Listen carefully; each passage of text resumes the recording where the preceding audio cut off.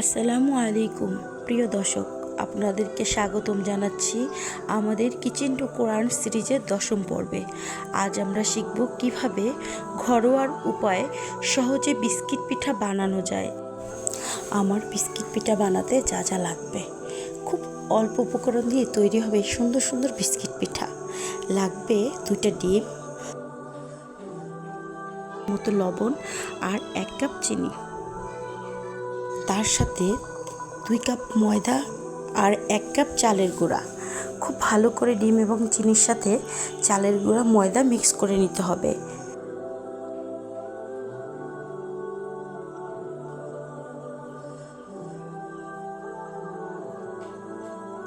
তারপরে কিছুক্ষণ 10-15 মিনিট রেস্টে রাখতে হবে।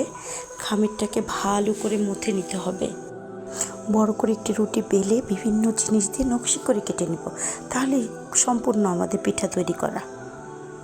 আজকে আমরা আলোচনা করব আল কোরআনের সূরা বাকারার 4th আয়াত। বিসমিল্লাহির রহমানির রহিম। ওয়াল্লাযীনা ইউমিনুনা বিমা উনজিলা ইলাইকা ওয়া মা উনজিলা মিন কাবলি ওয়াবিল আখিরাতি হুম ইউকিনুন। বাংলা অর্থ: আর যারা ঈমান আনে ওই কিতাবের যা তোমার প্রতি অবতীর্ণ হয়েছে এবং যা তোমার পূর্বের অবতীর্ণ হয়েছে, আখিরাতে যারা দৃঢ় বিশ্বাস রাখে।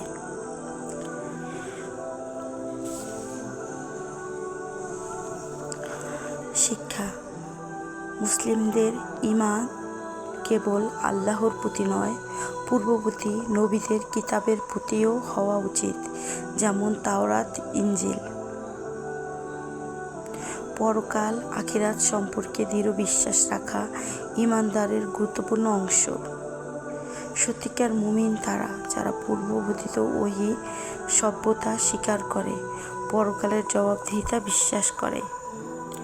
এই আয়াতটি আপনার কিচেন টু কোরআন সিরিজের খুব ভালোভাবে তুলে ধরা যায়, বিশেষ করে যখন আপনি কোনো প্রকৃতি বা সাধারণ রান্নার কাজের মাঝে আল্লাহর কৃতজ্ঞতা, আখিরের কথা স্মরণ করেন।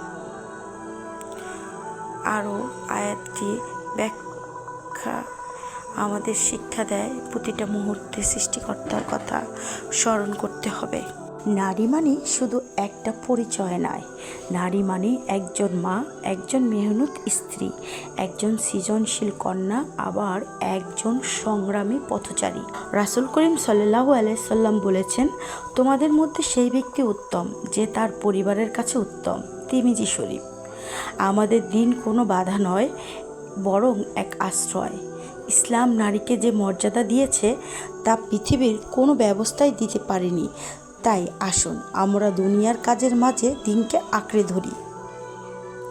আপনি যদি সেলাই করেন, রান্না করেন বা ঘর সামলান, সবই ইবাদত হতে পারে যদি নিয়ত ঠিক থাকে। নিজেকে ছোট ভাববেন না, আপনি আল্লাহর প্রিয় একজন বান্দি।